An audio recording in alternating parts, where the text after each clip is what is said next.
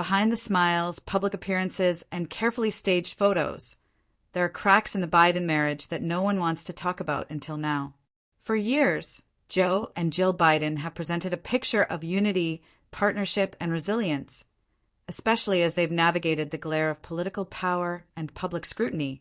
But when you look closer, beneath the speeches, beyond the First Lady's protective glances and carefully crafted sound bites, a different story begins to emerge, one that raises serious questions about how real this relationship truly is and whether it's more political than personal.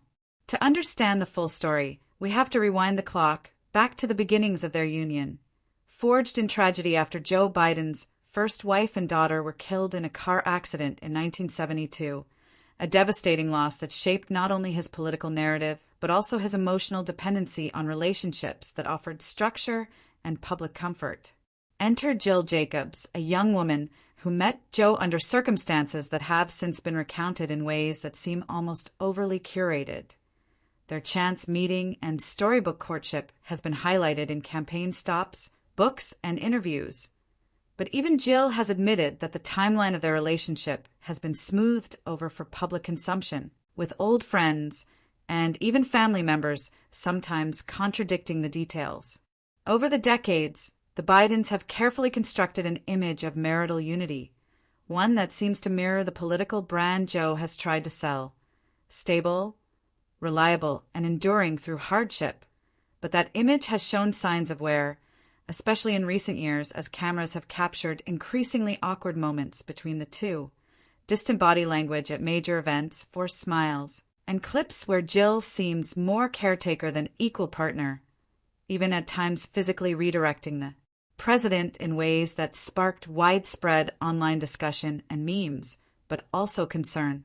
Behind closed doors, former staffers and White House insiders have noted that Jill plays a far more dominant role than the public sees, often shielding Joe from difficult conversations or media engagements, stepping in during interviews, and allegedly even influencing key personnel decisions, which raises the question: is this a partnership of equals, or has it become a dynamic where one person is trying to hold everything together while the other fades from leadership into something closer to dependency?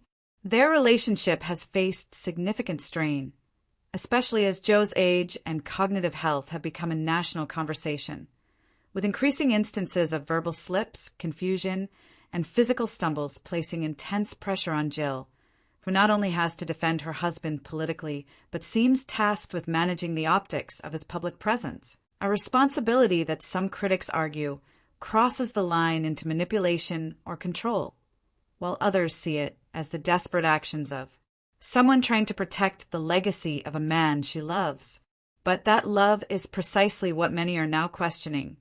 Is it genuine, or has it been absorbed into the machinery of political survival? Consider the pattern. Every major campaign stop, every family-focused feature, every emotional appeal has involved Jill front and center, not just as a supportive spouse, but as a necessary buffer between Joe and a skeptical public, one that's increasingly wondering whether the president is still fit to lead. This isn't to say the Bidens don't care for each other, but rather that their relationship has taken on the heavy burden of symbolism, becoming less about personal connection and more about maintaining an image that reassures voters and silences critics. And while it's tempting to romanticize their bond as something enduring and noble, it's also impossible to ignore the calculated way it's been used to deflect attention from deeper concerns, not just about the president's health, but about who is really making decisions behind the scenes. The more Jill steps in, the more it blurs the line between supportive spouse and political handler, and that's where the red flags start to pile up.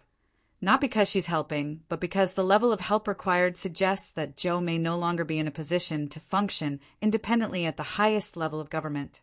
Even longtime supporters have begun to express quiet concerns, pointing out the frequency with which Jill seems to override protocol, interrupt interviews, or speak on her husband's behalf, not to enhance his message, but to control it. And as the nation watches this dynamic unfold in real time, many are asking uncomfortable but necessary questions. Is this still a healthy marriage, or has it morphed into a carefully controlled performance? One in which both partners are trapped by the demands of political survival?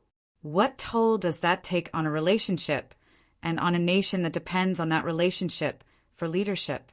For all the warmth and loyalty they project, there's also a cold calculation that can't be ignored, the sense that their closeness may be driven more by strategy than intimacy, by necessity rather than natural connection. And when you strip away the campaign ads and public appearances, what's left may not be a love story, but a power arrangement that's starting to fracture under the weight of time, scrutiny, and expectation. As Americans head into another high-stakes election, it's time to look beyond the optics and ask hard questions about the figures at the top, and whether the image of unity is just that. An image carefully constructed, tightly controlled, and increasingly difficult to maintain. Because the truth is, we can't afford to ignore the warning signs. Not in a marriage that's tied so tightly to the leadership of the country, and certainly not in a moment where clarity, transparency, and honesty are more important than ever.